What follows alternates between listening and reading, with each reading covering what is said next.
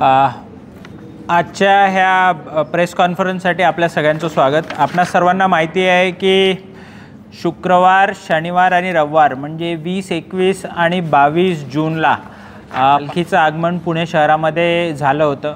ह्या पालखीच्या निमित्तानं लाखो भाविक ह्याच्यामध्ये सहभागी होते।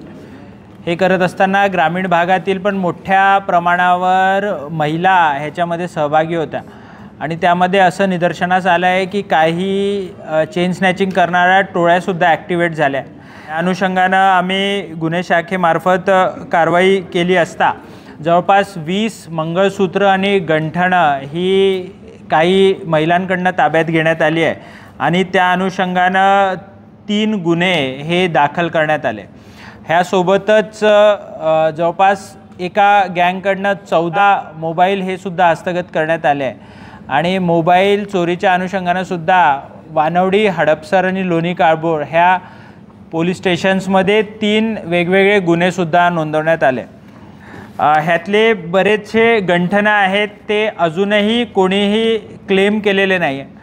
माझी आपणा सर्वांच्या निमित्तानं नागरिकांना आवाहन आहे, विनंती आहे की जर हे गंठनांपैकी कोणाचं काही चोरीला गेलं असेल ह्या गेल्या 3 दिवसाच्या कालावधीमध्ये तर त्यांनी आमच्याशी संपर्क साधावा, जेणेकरून आम्हाला योग्य तो गुन्हा नोंदवून कायदेशीर कारवाई करून जे पीडित आहे त्यांना त्यांचं गंठन किंवा मंगळसूत्र हे परत करता येईल।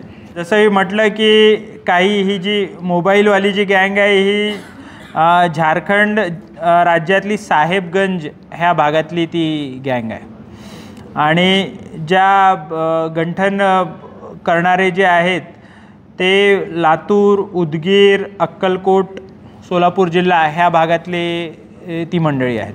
ह्याच्यामध्ये गंठनांचा जो मुद्देमाल आहे आम्ही आमच्या प्रेस नोटमध्ये दिला आहे। जवळपास 20 लाखाचा तो मुद्देमाल आहे आणि याच्यामध्ये 6 आरोपी अटकेत आहेत। या 6 आरोपींचा रेकॉर्ड चेक केला आहे। त्यामध्ये एक आरोपी आहे गणेश विलास जाधव। त्या आरोपीवर सोलापूर शहरमध्ये फौजदार चावडी पोलीस स्टेशन असेल, सदर बाजार असेल ह्या पोलीस स्टेशनमध्ये गुन्हे दाखल आहे। त्याचप्रमाणे दुसरी जी महिला आहे बबिता सूरज उपाध्ये, ह्या महिलेवर लातूर जिल्ह्यातील अहमदपूर, देवणी, मुरुड ह्या पोलीस स्टेशन्समध्ये तिसरी जी आरोपी आहे रीटा कांबळे हिच्यावरसुद्धा मुरुड आणि उदगीर शहर पोलीस स्टेशनमध्ये गुन्हे दाखल आहेत। ही सगळी रेकॉर्डवरचीच आरोपी आहेत। ते आमच्या गुन्हे शाखेचं जे कौशल्य आहे त्यांनी आपलं कौशल्य वापरून ते आरोपी अटक केलेले आहेत। विश्रांतवाडी पोलीस स्टेशनच्या हद्दीमध्ये जेव्हा पालखी एंटर झाली आळंदीतून तेव्हासुद्धा काही लोकांना ताब्यात घेण्यात आलं आणि त्याच्यामध्ये 18 लोकांवर प्रतिबंधात्मक कारवाई केलेली आहे आणि संबंधित DCPंनी त्यांना जे आहे ते MCRमध्ये पाठवलेलं आहे।